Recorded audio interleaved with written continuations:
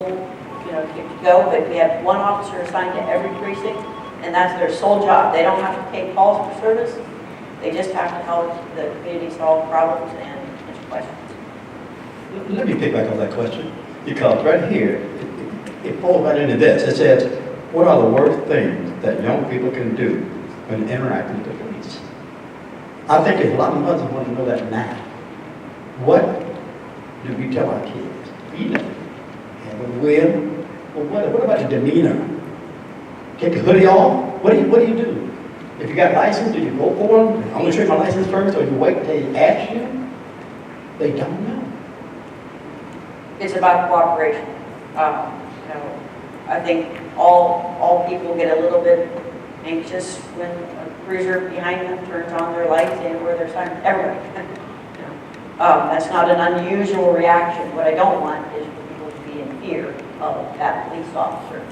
But if you do certain things, you're going to make that police officer far more comfortable with that interaction. So yes, if you can roll your window down, unless it's raining, and then I would just say wait until they get up there. But if you can roll your window down, put your car in park, don't leave your foot on the brake, because if you leave your foot on the brake, it looks like you might be getting ready to leave again. Just as we're walking up, put your car in park. You can put your hands on the steering wheel so that we can see where your hands are. We don't have to guess if there's anything in them. And don't make any movements like you're reaching for anything, even including your license. You can wait until we ask for your driver's license, and then the officer can watch you get it, or you can have it out and ready by the time the officer approaches the car. Oftentimes when the officer pulls up behind you, they're going to call it into the dispatcher and say, I've got this car stopped, I'm sitting at this place, and here's the license plate number of that particular car. And then they're going to make sure that they have that. They might even run your license plate through our lead system. So they might be 30 seconds to a minute before they even get up to your window. You can have your driver's license ready, your proof of insurance is a requirement by the state, and have that all waiting for the officer when they get there. The officer should introduce themselves or say why they stopped you. You have every right to ask that question, and then go through the process of assisting the officer with whatever they need from you. It would be nice for respect and cooperation to go both ways. We always expect that from our officers. I can't demand it from citizens, but certainly cooperation and compliance is a necessary thing. If we pulled you over and to cite you, we have the right to ask for ID. We have the right to ask what's going on, and then to issue such a ticket. If you choose not to sign that ticket, there's a possibility that we need to prove who you are. So sign the ticket doesn't mean that you're guilty. It just means that you've received a copy of the citation so that we can prove that we actually had that interaction today. Do I have to get out of my car? Can you ask me to? If the officer wants you to get out of the car, yes. Well, the officer has a choice, and you have to comply. So if the officer says get out of your car, get out of your car. If the officer says stay in your car, stay in the car. That's the compliance part. So they have the authority to handle that particular situation the way that they deem the right way to do it for them. Sometimes there's 4 people in the car. They might want to get them out one at a time. They might want everybody to stay in the car. At that point in time, expect them to call for more officers because one officer can't handle 4 people. So, they're often running records checks to see if you've got a valid driver's license, to see if you've got any warrants on you.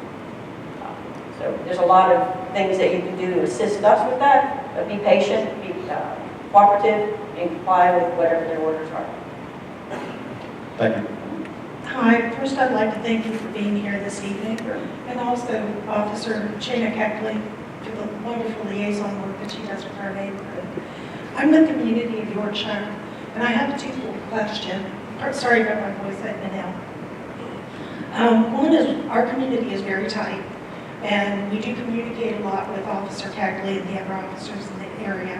We're worried about spillover crime from Livingston to Lonsdale. And what is the criteria for camera in that area? And the second part of my question is, what is the criteria for lighting on No Bixby because of the amount of nighttime crashes that we've had there? Is it traffic flow, amount of accidents?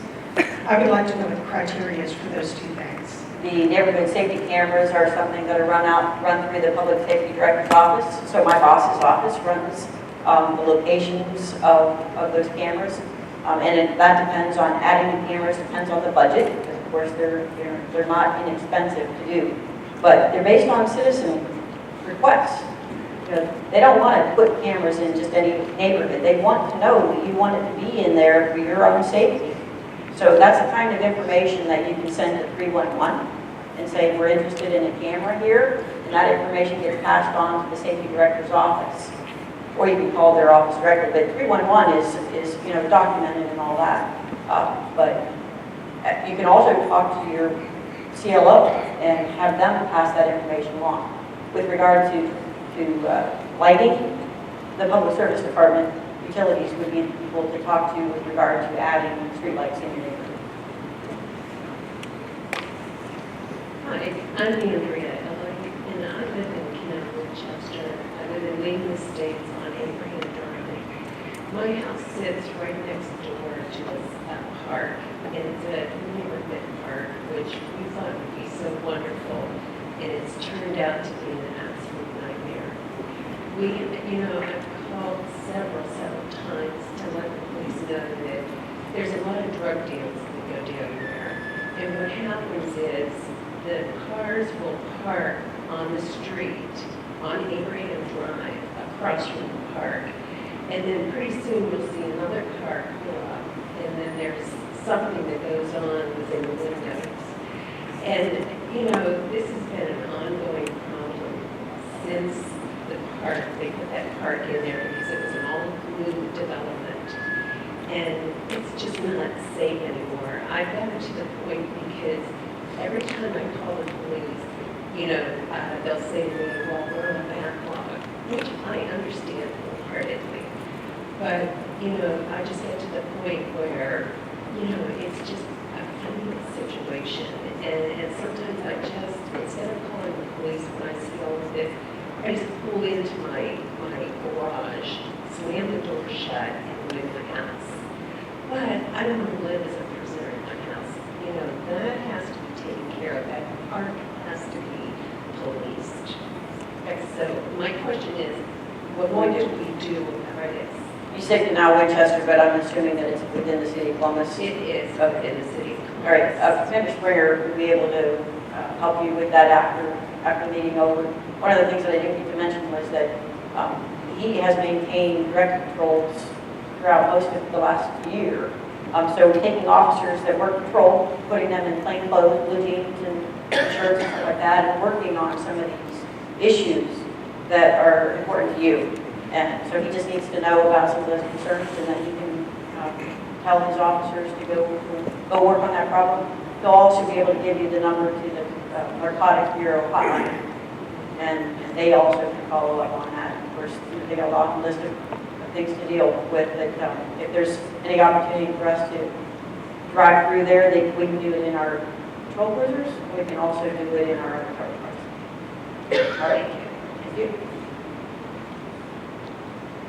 Good evening. My name is Bernadine Kent, and I, as always, want to commend law enforcement here. As I've said many times, because my son, who is now 31 years old, was a participant in the DARE program, he never touched drugs. He said, I never want anything to do with it.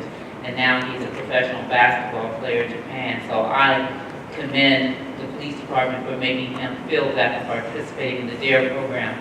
He's also never had in his life a negative experience with a police officer, and that's something to say for an African-American male. But at this time, I'm concerned about females, as my husband just said, that are being sexually assaulted by perpetrators that appear to be sexually assaulting these females over and over again. And when I listened to the mother here that said that if someone had done something earlier with regard to the person that was out there murdering people, that her son would be alive today, and my heart breaks for you, mother. It really does. I want to know what constitutes a pattern, Police Chief Jacobs, that would allow us to look at perhaps that maybe victims that are on the lower economic scale are maybe not being considered as much as someone as myself that has a college degree, that is able to give my son pretty much everything that he desires. And I was wondering what would be a pattern that maybe we can get a look at.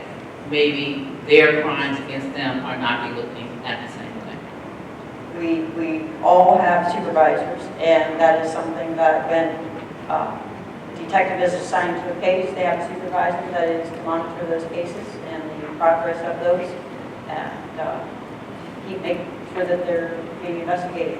And then when you feel like that it hasn't, you know, that you can call the Internal Affairs Bureau and we will follow up on that particular claim. So we all have review processes, and we're always looking to find out whether or not officers are doing their job when somebody says that they're not. Hi, I'm so happy to be here this evening. I loved what I heard you saying when I walked in. My name is Marcia Wayne, and you were talking about the developing of relationships. And I'm wondering, and this isn't a question to you, it's a statement, what the thoughts are of the police officers about foot patrol. Because we can't develop relationships with people driving by in a car or riding by a bike. So some time needs to be invested in maybe on street corners. I know I talk to my police officer at Kroger's every time I go in there on a first name basis now. My police officer, I like that. Yeah, because when you have an opportunity to have an interpersonal exchange, a relationship gets developed, and you're less likely to group everybody as the same behavior. So I don't know what your thoughts are about foot patrols, like what my thoughts were doing outreach. I didn't like it at first, but I saw the benefit of it, to develop relationships and get people to trust you, because I can't trust you if I don't know you. And I can't trust the police department as a system if I don't know the people who are part of that system.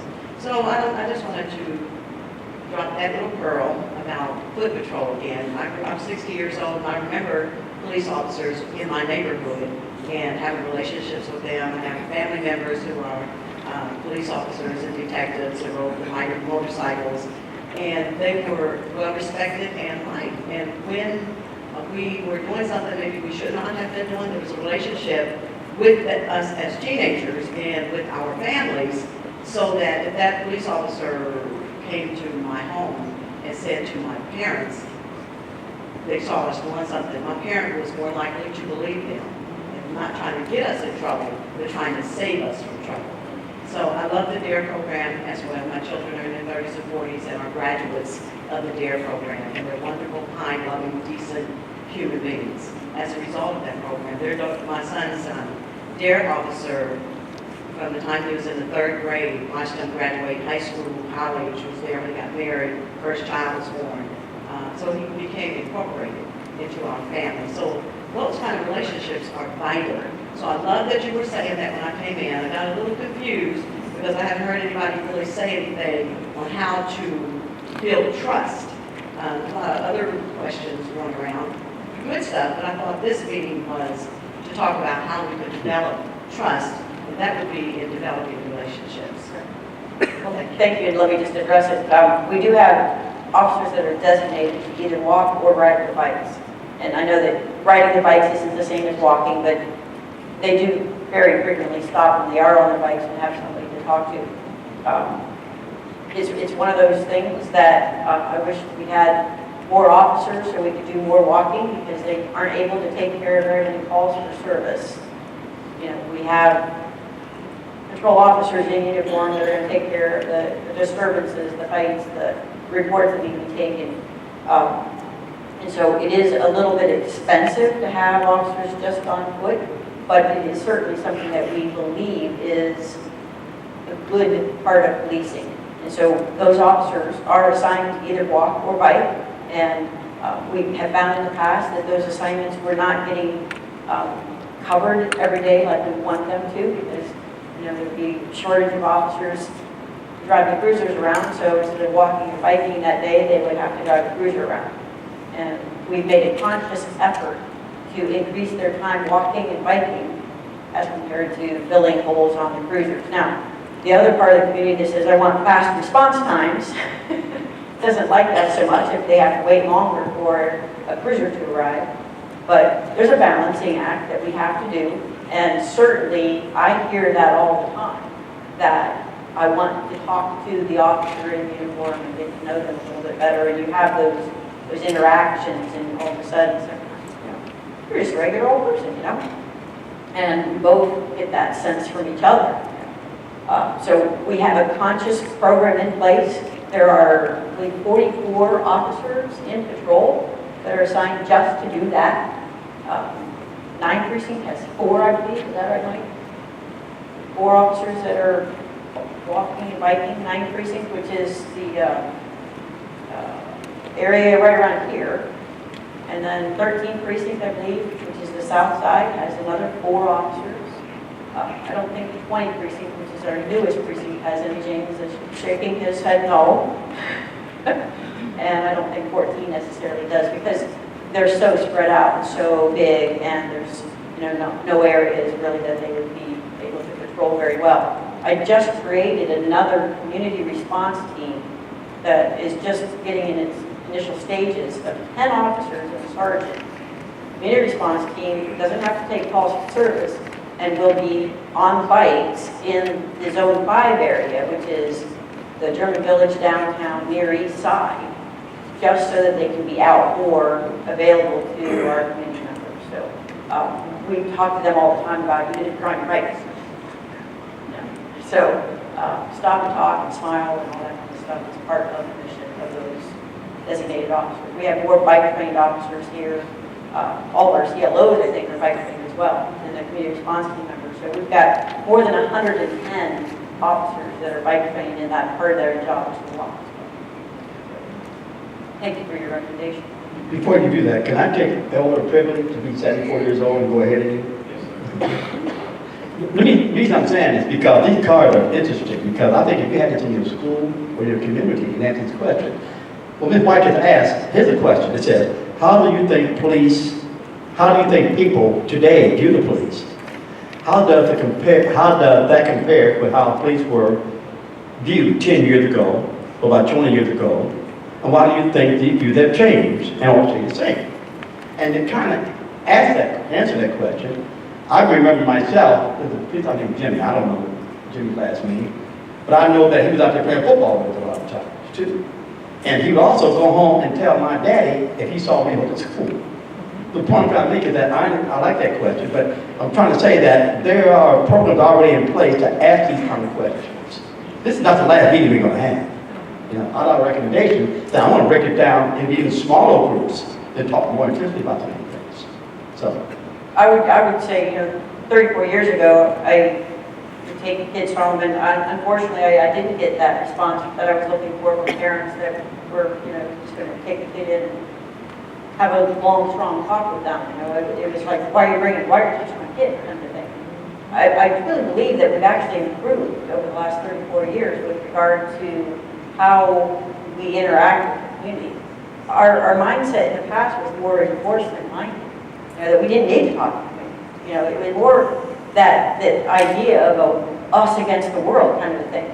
And now we are so much into community policing that I think we're far better than we used to be with regard to those interactions and building relationships. So it's not as good as we hope it to be, but I certainly think that that's where our mindset is, on community policing. And we just have to get more engagement going on so that we can get more people to talk with us. Hey, how you doing, Chief? Good. Hi, Jacobs. I would like to say, you know, as I'm looking here in this room, there's a lot of people in this room that, you know, this is not a problem. I mean, I don't see the people in this room that are going to have issues with each other. You know, this forum needs to reach the youth. I mean, and not only that, I mean, you know, like, I don't see nobody in here that's going to have trouble with officers, or the officers are going to have trouble. I'm not going to have no trouble with y'all, because when you pull me over, I'm going to do what I'm supposed to, and I'm going to be in compliance. The problem that these officers are having is these disrespectful young people that are out here right now, that they don't have control of, and the parents don't have control. So this form is a beautiful form, but we're not reaching the people that we need to reach. And my name is Tim Johnson. I work for the Civic Association at Southfield, Marion Franklin, and I also coach Marion Franklin football. And some of the things that I do with the young men out there, we do a lot of things in helping out the elderly and doing things of that nature. And those cards, I think, need to be distributed to the students. Because if we don't talk to these young people, right, this doesn't matter. We're the victims in here.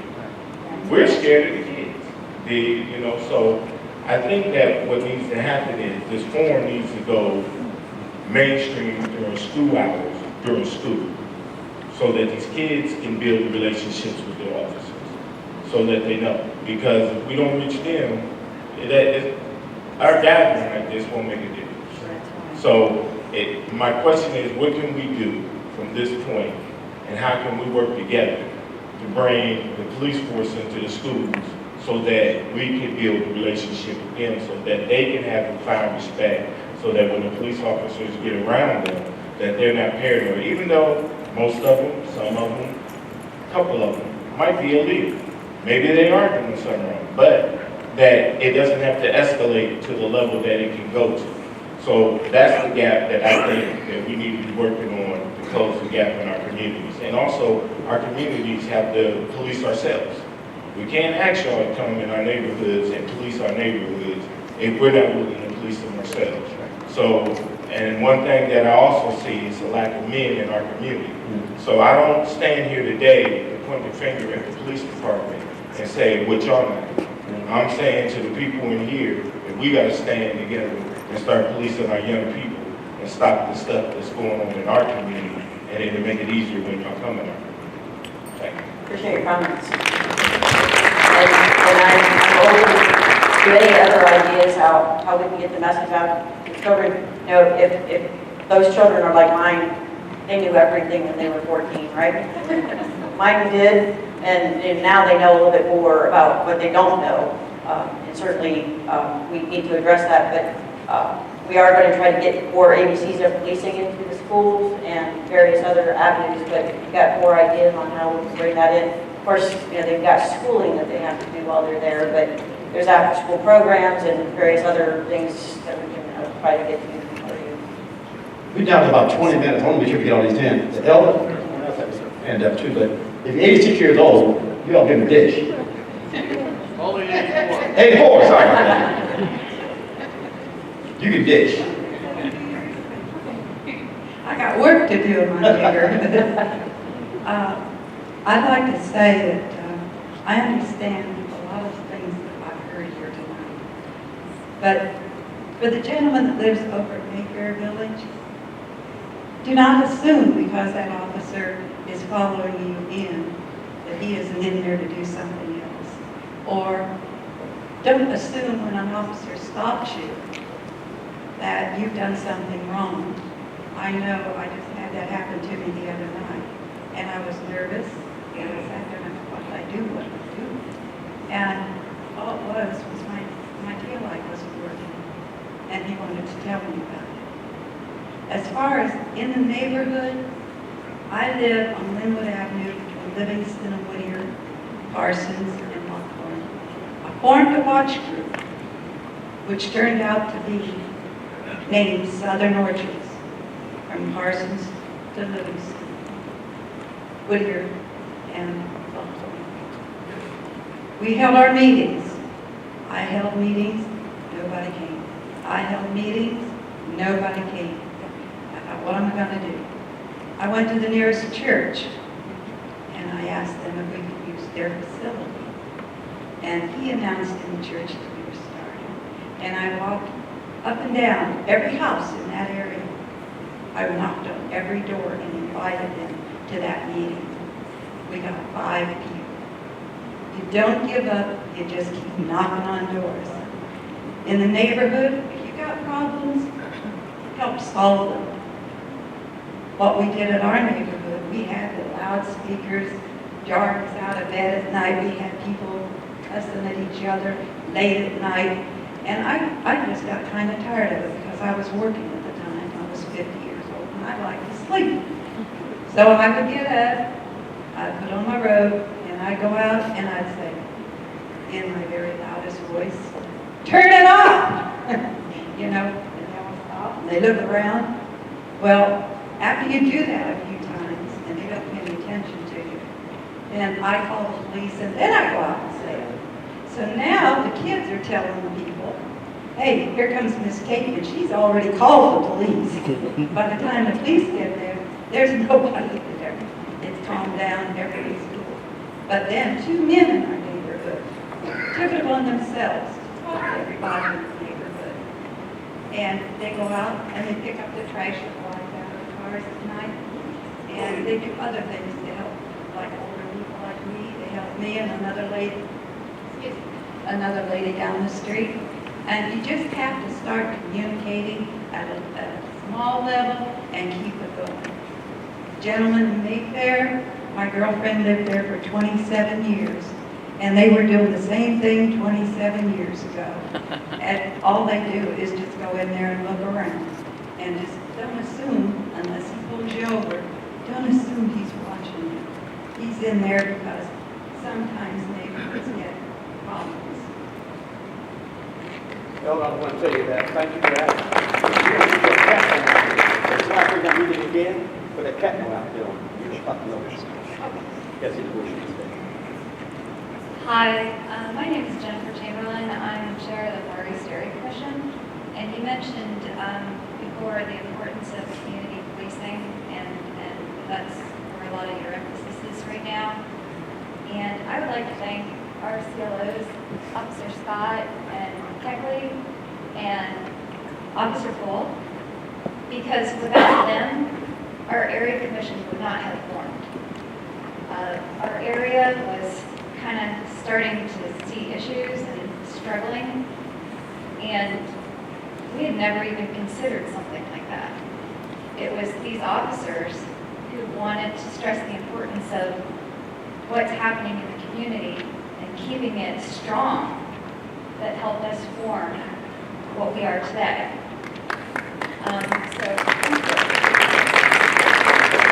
And another thing, real quickly, you mentioned this very, very early on. Tom Smith, the crime reports.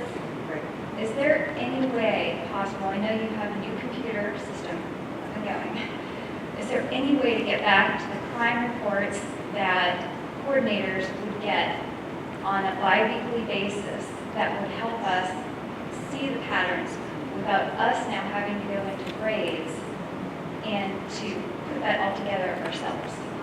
I am not aware that we're able to do that, but we'll look into whether or not that's actually possible. And I'm sure that somebody will get back with you on that. Before in the past. So I know. We've transitioned away from that previous system though, so I'm not sure that it's still capable of going back and recreating that. Okay, and Larry Marshall here just handed me all the block watches that are on. Here is our community. We have over 70 block watches in the 9th precinct. All right, so it gives you an idea. In response to this lady over here as you're working through your community, here is our Christmas potluck where all the officers were invited, okay, and we felt we're having a lot of fun. We did Christmas dinner for the officers because no restaurants were open. That's our Blue Christmas, okay? And you see how many of the individuals that took their vicinity. Now, oh yes, here's our lieutenant, Patty. I love that. All right. Going down the line, what you can do for relationships with the police department. All right. Here is South Central Common Block Watches. We just pretty close to this video, as you can see. This is National Night Out. In this picture here, the officers are dancing with the people at this National Night Out. This is how you develop a relationship. You want to get to know your officers? Dance with them. Hey Larry, we've got like 10 minutes before we've got time. Oh, here's the last picture and I'll have a little question, okay? And And that's what's wrong. Community policing doesn't happen without you. It means community and police. So it does not happen without you. You have to be involved in your neighborhoods to help us. We are not able to cover every possible thing all the time. So you calling us, working with us, being a part of the solutions is how you make your neighborhood safer. And you being part of a block watch, a civic association, all shows interest. I know it takes time, and a lot of people have busy schedules, and that's why it's hard to get people to come to meetings. But even communicating through programs such as Nextdoor and various other avenues are ways that you can talk about what's going on in your neighborhoods. You know, neighbors don't know each other as well as they used to in the past. And it's important that you do get to know your neighbors. Hi, Chief. Hi. I'm Tyrone Thomas. We already know each other. We do. I'm glad to see you out here. And I got a serious question. I've seen over 3 incidents this year where, in response to a call, officers are driving with their lights out at night. I want to know, first of all, if there's a new practice. Second of all, will it be continued? And third, if anybody considered the safety of a high-speed car coming down Broad Street headed toward downtown in excess of 40 miles an hour with absolutely not one light on. News to me. If you have dates and times and car numbers. February 8th at the corner of Mount Vernon and Monroe. I was coming off of 18th Street. I believe it was car S72. About took me out. So that was the last incident that I observed because I've been incapacitated for 2 weeks. But prior to that, the incident on Broad Street that I'm telling you about happened about 8 o'clock in the evening. The car was moving too fast for me to get out. Another incident was on Whittier, which I'll send you an email with those numbers too. But my serious question is that a new practice or is that acceptable? It's nothing new that officers will at times turn off their lights so that they can maybe crawl through an alley undetected. Driving down Broad Street or a major thoroughfare without their lights is a bit unusual. You're talking about headlights too, right? I'm talking about every light on the cruiser. Right. We have the ability to turn off our lights and drive through areas when we're looking for something that we might be trying to catch up with. We do have that ability, but we can never drive without due regard for you and any other traffic on the street. So if they do it, they always have to be careful. They always have to be aware of the dangers that produces. And certainly, if you've got an issue with it, I would say call internal affairs right then and there because, you know, asking them about it 2 or 3 weeks later is often very difficult to get the answer, but we might be able to give you the answer right away. But certainly, we don't ever want them to be doing it in such a way that they could cause an accident. And so that's why I'm talking about, we do it in alleys when we get around without. The department is condoning that, driving completely without lights? At times for police purposes, that is something that is a reasonable thing to do as long as they're driving with due regard. But not for long stretches and typically not on major thoroughfares, no. Thank you for your Clerk. You know, I like what you just said, how you did that. You didn't know the car number, but you did know the time. Did you know the car number? Yeah. But something you don't have to know the badge number, as long as you know the I time. also talked to an officer that night. Okay, good. So I spend time, when you sleep, I'm out here. And I'm in a lot of different communities while I'm doing it. At the same time, they're going to protect and serve. And the only reason I'm asking that question here tonight is because that's a little bit beyond protecting and serve. When I was almost hit at 18th in Mount Vernon, I was shocked because I never saw the car until it was right up on me. It was a response to a warrant. You already found out what they were doing? Yeah, Oh. it was a response to a warrant. It was over 11 cars responding to arrest one person. I really didn't see the need to drive with the lights out at that point. But, you know, that's what I saw, and that's what we're talking about here tonight. The night on Broad Street, I don't know what that was, but I do know that car was moving at such a high rate of speed to have its lights out was totally disregard anybody entering and crossing Broad Street while he's traveling down. And so that's why I was asking the department to condone that, because that's an act that I feel is very unsafe. If I drive with my lights out, I get a ticket. Thank you. No, there would be very, very short periods of time where we would say that's okay. Hi, I've got a question. My name is Alberta Levengood. I'm from East Haven area. For the youth, like the way that gentleman was expressing how we should do with youth, have you ever heard of a boot camp in high school? Seriously, between your junior and senior year, it would be mandatory for every student to go through it before you graduate. That way, it would teach the children, young adults, excuse me, how to behave, how to respect, what would happen if someone shot your dad or your mom. Just hypothetically, let them think a little bit. We coddle these kids so much that they have to respect for parents, for people. Get them down to the level that, my God, you're going to be responsible. I think that would be the greatest thing in the world, boot camp for kids. Think about it, guys. We're, like he said, we're all here, we're good people. It's the people out there who are going to get shot at when we walk out the door. Think about it. Well, let me say this while we get another question. There are quite a few community leaders in this room that work with young people. In fact, one just stood up. I'm on a program called Simple. It's an acronym for Save My Brother's Arms. We've been doing it now for about 35 years. Think about our program. We have men who work this program from all over the United States, especially Chicago, Milwaukee, New York, and we've been together now for 30 years.